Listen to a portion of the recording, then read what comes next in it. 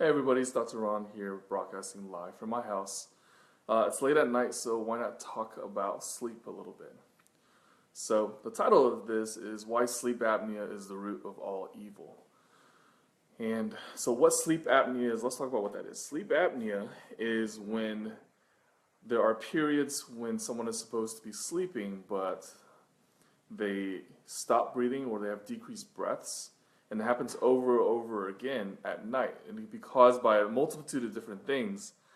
But most commonly is obstructive sleep apnea, which means that there's either something in the palate or there's obstruction in the upper airway causing decreased airway entry into the lungs. What that means is that there's either fat or there's some palate that's obstructing. It's called obstructive sleep apnea. So when you're laying down at night and the palate goes to the back, and there's tissue in the back that's obstructing their airway flowing in. That's why people snore, and that's why people snore, have a period of stop breathing, and then come and then wake themselves up out of sleep. And that's very typical for obstructive sleep apnea.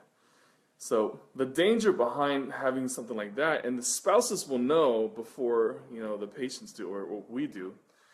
The danger behind that is that when that happens, the oxygen level in our blood drops. And as the oxygen level in our blood drops, then our body goes into this fight or flight response.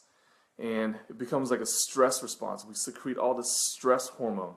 And this stress hormone makes our body wake up, and it puts us into a state of wanting to just fight or flight, fight or flee, right? But that is not conducive to sleep. So obviously you wake up multiple times. A lot of times people don't remember that they wake up. But once again, the spouses or the people who they sleep with will know before they are. And a lot of times people come in and say, hey, my wife or my husband wants me to get checked out for sleep apnea because they think I stopped breathing at night. And to evaluate for sleep apnea, we do a sleep study. But let me tell you just really quickly what the dangers of having low oxygen are. So if we have low oxygen at night while we sleep, and there's intermittent periods when we stop breathing, the stress hormone not only wakes us up, but it decreases our quality of sleep. So when we wake up, we're tired. We're absolutely drained, even though we have plenty of sleep. We'll wake up really tired in the morning, and then we kind of go sluggish through our day. And then what happens is that it makes everything very stressful. It makes our life very stressful. It makes our life very stressful if you haven't had good quality sleep. So what does that lead to? It leads to obesity because it makes you have decreased metabolism because your stress hormone is so high. It makes you want to eat things that you don't really want to eat. That's more of a behavioral thing because you just feel bad and you just want the reward all day. It could be a donut, it could be whatever, it could be chips. And just something to have you keep going so you can go on through your day or your job. And then by the end of the day, you're still exhausted and you want to fall asleep, but once again, you're not breathing very well. So that leads to heart disease.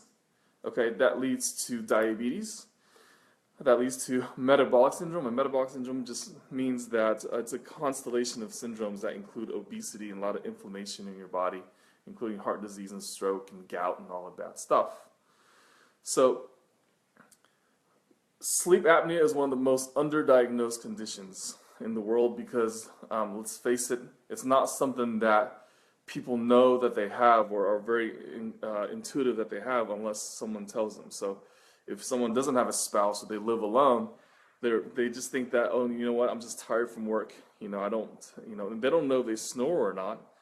And so they don't have someone telling them, hey, you should get this checked out.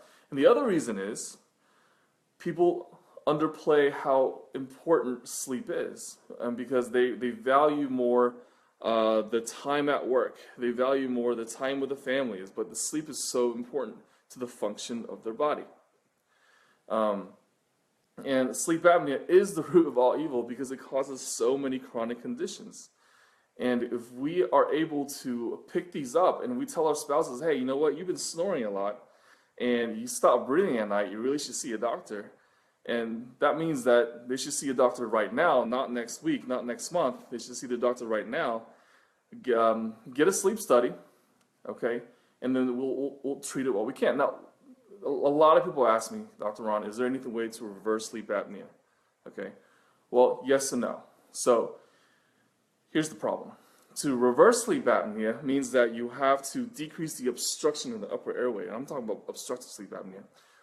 And to do that, you have to lose weight or to lose fat, right? Because if you have a larger neck circumference right here, you are more likely to have impeded airway. All right, the air just doesn't want to come in.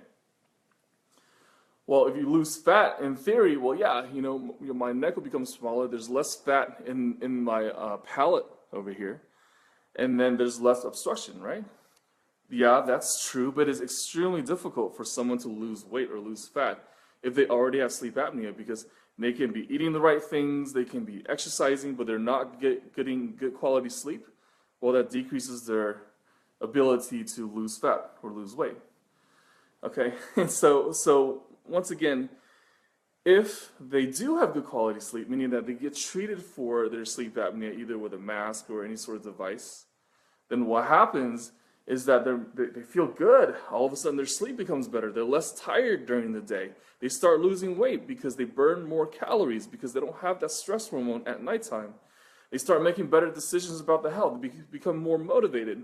Their relationships with their family become better, right? They're a lot less stressed. They're just more pleasant people because they get treated for their sleep apnea. And those people who have sleep apnea who are listening to this, they're like, you know exactly what I mean. Is after you get that mask and you get that full effect of the mask and you titrate it and you have thing right here, and then at first it's really uncomfortable, but then again, you wake up in the morning, you're super refreshed. And that's a great feeling. And then once that's controlled, then it's much easier to lose weight. So a lot of people, and I'm okay with this, a lot of people say, Doc, I don't want a sleep study, it's super expensive. I don't really want a mask, I just want to do it naturally. Well, you can do it naturally for some people. But it is extremely difficult. It's a lot harder to lose weight compared to someone who don't have sleep apnea, right? So don't undervalue sleep. If you or your spouse snores and stops breathing at night, get them to see a doctor. If you snore and you stop breathing at night and your spouse is telling you, you get your butt up and you go see a doctor, because the longer you wait, the more complications you have, right? The most common arrhythmia or abnormal heart rhythm is atrial fibrillation in this country. 1 in 4 people will get it sometime in their life. And guess what? More than half of the time it's because they have undiagnosed sleep apnea. And their heart is abnormal rhythm because it's always stressed by all the stress hormone that your body's producing, okay? I talked about eating right.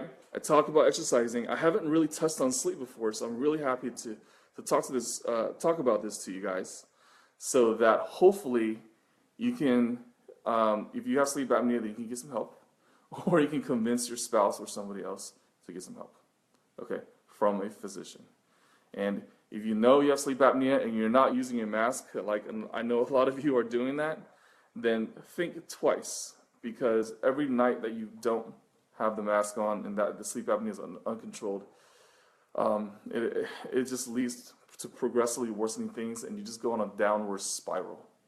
Okay? So thanks for joining in. Thanks for tuning in for those of you guys who are listening live. Share this on your feed. This is super important. Share this on your feed, because 9 times out of 10 there's somebody in your first degree relative or someone in your loved one who has sleep apnea who just don't know it. And this is vital information for them, and this information will save their life one day. All right? Thank you very much. Hey Deb, nice for you to join. How you doing? So I'm gonna click like on this thing. Oh, I liked your comment. That's kind of cool. Okay, so thanks for everyone for joining. I'm actually gonna get some sleep, and I will see you guys in the morning. Okay.